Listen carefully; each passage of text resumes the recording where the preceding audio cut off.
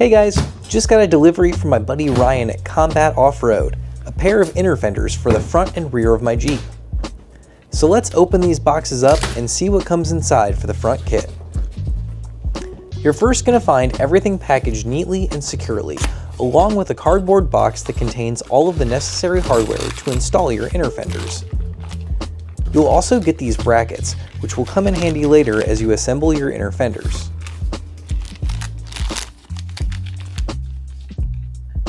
As we start to unwrap everything, you can see the quality of the powder-coated aluminum panels.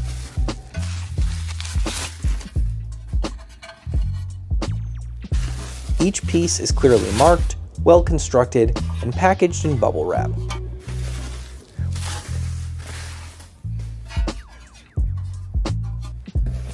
One of the things I love about these Combat Off-Road inner fenders is that you can actually remove this logo plate here using the 4 bolts that secure it for painting or powder coating.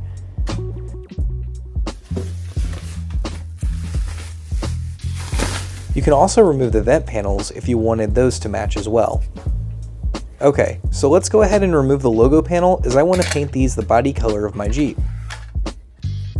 Using a 10mm wrench and a 4mm Allen key, remove the 4 bolts holding the panels in place.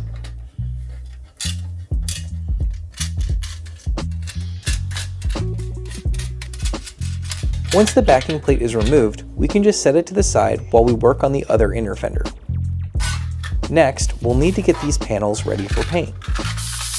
I sanded the aluminum down with 180 grit sandpaper, and then clean them with alcohol wipes. I'm using the Mopar PAU spray-on touch-up paint, but you can use whatever you prefer. I put the first layer on pretty lightly to see how they looked, and then set them aside to dry.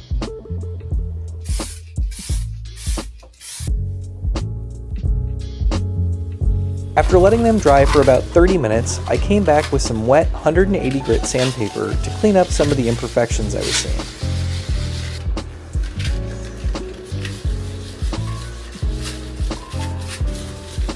After cleaning them off again with an alcohol wipe, they're ready for a second coat. This time I went a bit heavier to get better coverage and make sure I wouldn't need another layer.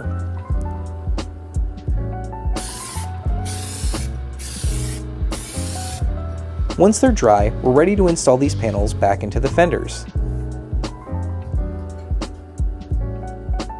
So again, it's just 4 simple bolts and they're right back into our fender liners.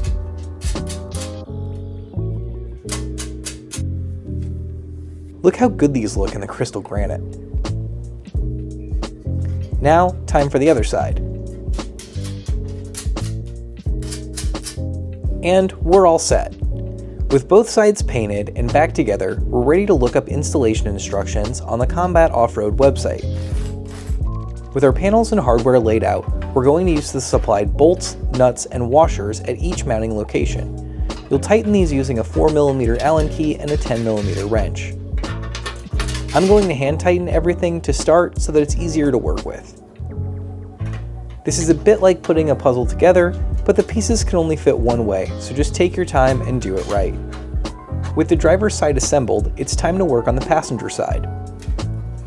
Follow the same process, connecting all the pieces using the included hardware. And just like that, our inner fenders are put together. First, we need to remove the 3 bolts in each fender well using a 10mm socket. Next, remove the 5 plastic clips that are holding on the fender inner liner. You can use a trim removal tool to get under the plastic clips and pry. Now we're ready to remove the fender liner.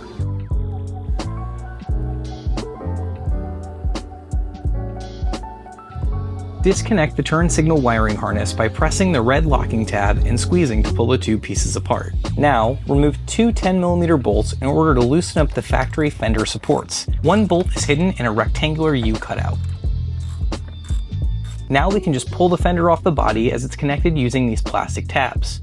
I'm going to try to save as many of these as possible by using a set of pliers, but you're probably going to break a couple. And just like that, the fender is off.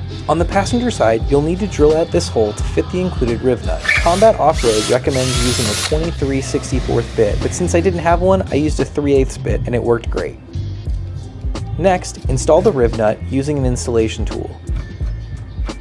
With that nutcert installed, we're next going to put the mounting clips on our brackets. These brackets mount to the grill bolt, but you don't need to remove it, just loosen it.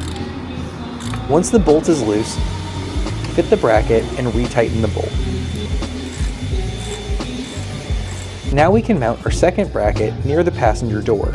Using the included bolt, tighten the bracket in place. Now we're ready to put the liner in place and start bolting it down. Don't tighten the bolts too tightly yet, as you'll want to be able to move it around a bit. And that's it! We've got our inner fender mounted and they look great. Last step, we just need to tighten everything down. You'll repeat this whole process on the driver's side as well, but won't need to drill any holes. With our bolts tightened, our inner fender is installed, and man, it looks great. Next, I'm going to replace any of the fender mounting tabs that I broke taking the fenders off earlier. And now we just need to clip the fender back onto the body. Don't forget to reconnect your turn signals too. I installed the Infinite Off-Road Fender Chop Kit, but these also work with the factory setup. And that's it. They look great, give added protection, and some additional clearance. Pick up your Combat Off-Road inner fenders direct from their site, and as always, make sure to like and subscribe for more Jeep content.